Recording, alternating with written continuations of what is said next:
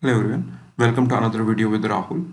A few people messaged me if I could share my experience appearing for more fundamental exams such as Azure Fundamentals AZ900 and AWS Cloud Practitioner. So I just made this video to describe my experience appearing for this exam and also 25 must know concepts that will be tested. So it's a summary version of those concepts. So it will be a two-part series. In the first video, I will talk about general introduction to the exam, and the second one I'll talk about 14 concepts, and in the video 2 I'll talk about rest of the concepts that you should know to pass the exam. So the first thing, or the resources I used to prepare for the exam, first of all you should know what is the scope of the exam. So Azure provides you with an exam guide. So I'll share these links in the description. So let me click on this. So click on this link, and this link will provide you all the details related to the exam. So you can click on this download exam skills outline. What this will give you is the scope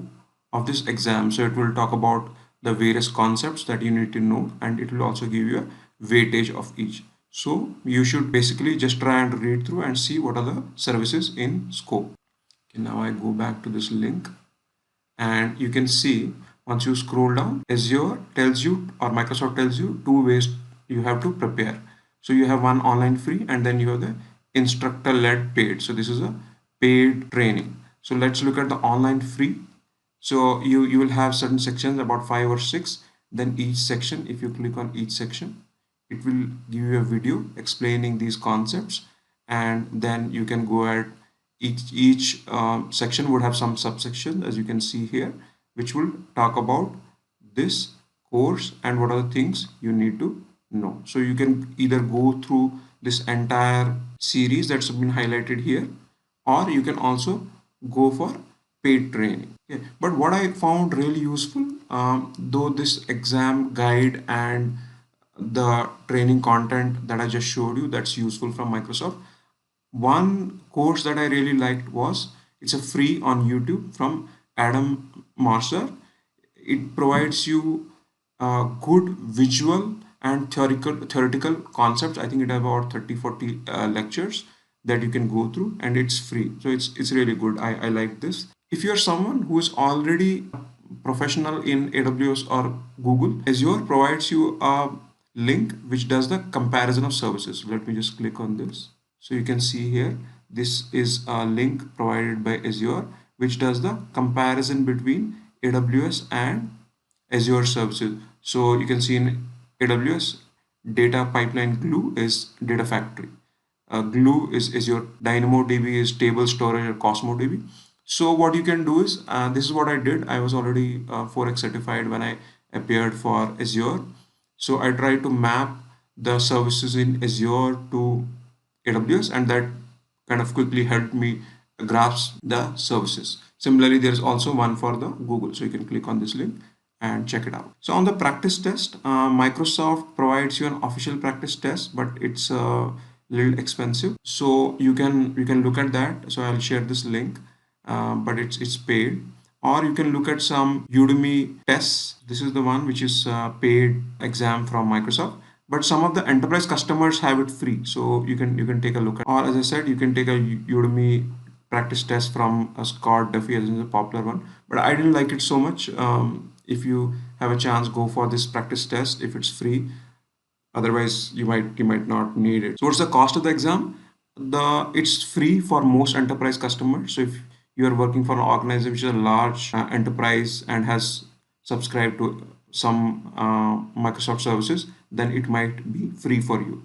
There are also some Microsoft trainings free, so you can look out for those, and then they also provide you vouchers at the end of the 1 day free training. Or you have the option of paying for the exam, so it's about 1999 USD. Exam duration is about 85-minute exam, and you have about 40 to 60 questions. So how the questions are structured is, basically you have one question, and then you will have so in some of the questions you will have true and false, or yes or no, or you have to select. So in one question you might have 4 or 5 parts. Okay, that's a little bit of background on what are the resources I used. Now let's go to some of the key concepts. So what I'm going to do is, I'm going to tell you about what these services are and what is the kind of question you can expect. I have shortlisted these from the general exam pattern, and the ones I'm highlighting, there's a very good probability that this concept is going to be tested. Okay, so you need to know the difference between region, availability zone, paired region, and availability set. So region is more like a geographical construct for compliance reasons. So say in India as a country, you could have one or two regions. Then within each region, you would have multiple data centers, 2 to 3 data centers. So each data center, which will be geographically at some distance of a few hundred miles, each data center is known as a availability zone. So you could have 2 to 3 availability zones within a region. Then there's a paired region. Sometimes there could be a regional failure. So what you will have is you will have paired regions. So even if there's one region fails, you have redundancy in another region. Then finally you have the availability set, which protects you against hardware failure within a particular availability zone. So how this concept is going to be tested? So they might ask you like, okay, what's the various ways to protect a virtual machine? So how do you protect against rack failure? You use an availability set. How do you protect against a data center failure or availability zone failure? You have a multi-AZ. How do you protect against a failure in a region? You have a paired region. So this is how it's going to test you.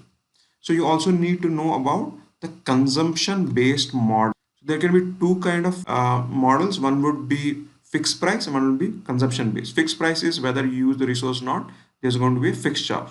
But consumption based model charges you only for what you use. So you should know this is going to be tested. Then you have the shared responsibility model.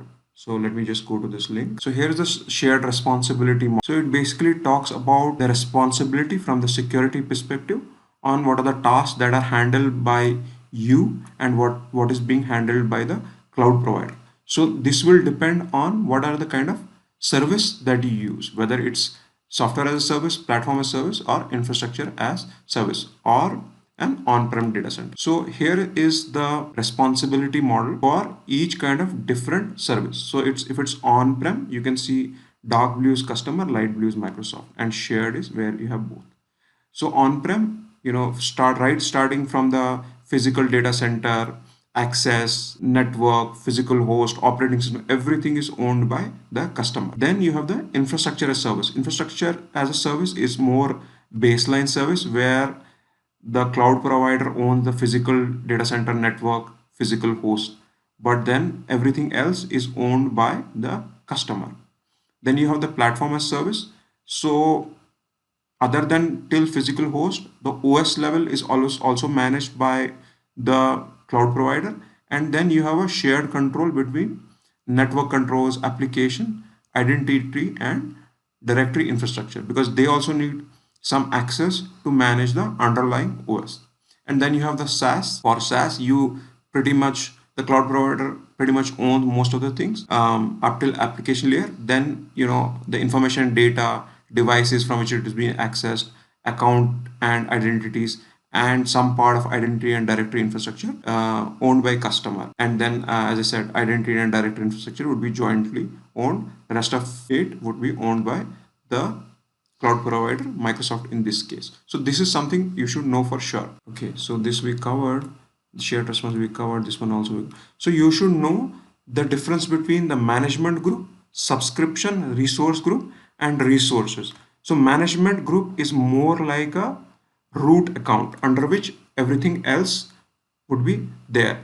So subscription is more like a billing account.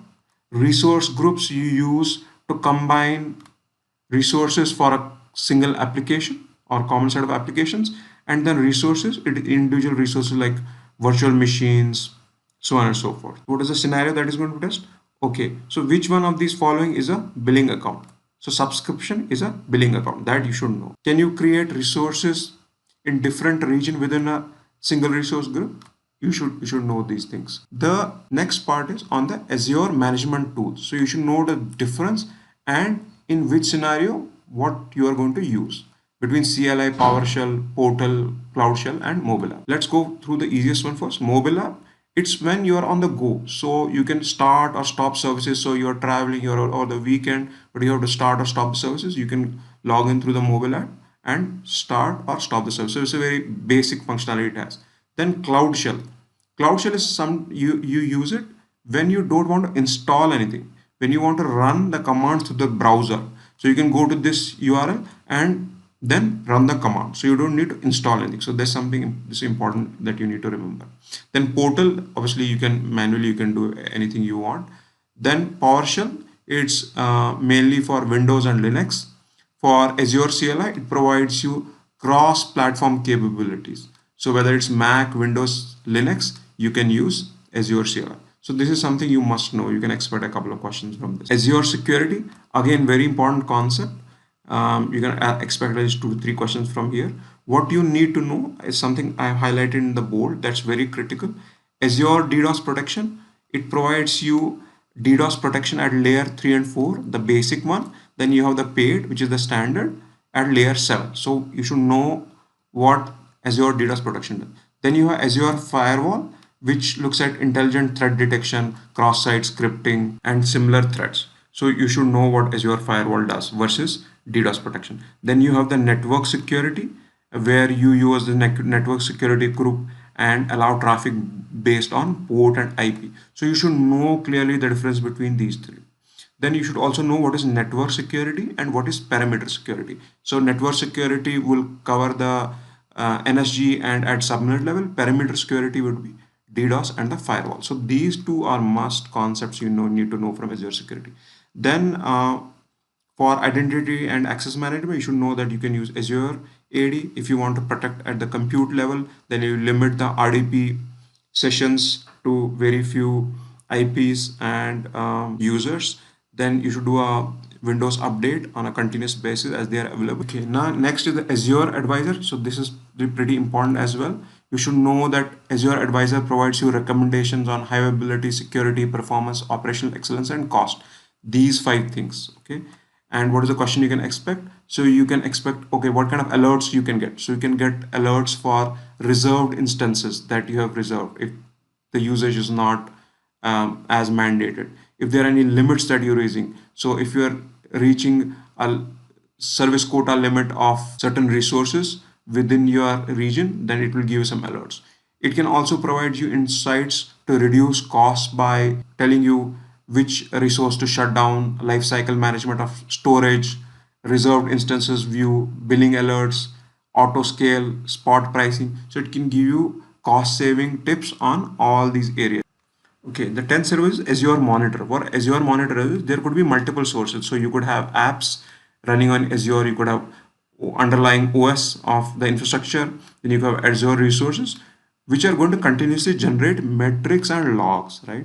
And then you can use these metrics and logs to generate some kind of a response. So you can send an alert if your CPU utilization that you have set in the metrics as 70%. If it crosses that, it can send an alert as an email. You can visualize based on the dashboard of how your resources are doing. Then you can also look at the logs and see if there are any error codes. Say you are getting a lot of 404s. Then you can use these logs and set up alerts to alert someone. Or you can visualize that, you can auto scale. So if you're using a metric, say 80%, then you can auto scale the virtual machine. You can use as a downstream Azure Logic apps or Azure Runbook as response to these metrics and logs. Okay, I'm going to stop here and rest of the service I cover in the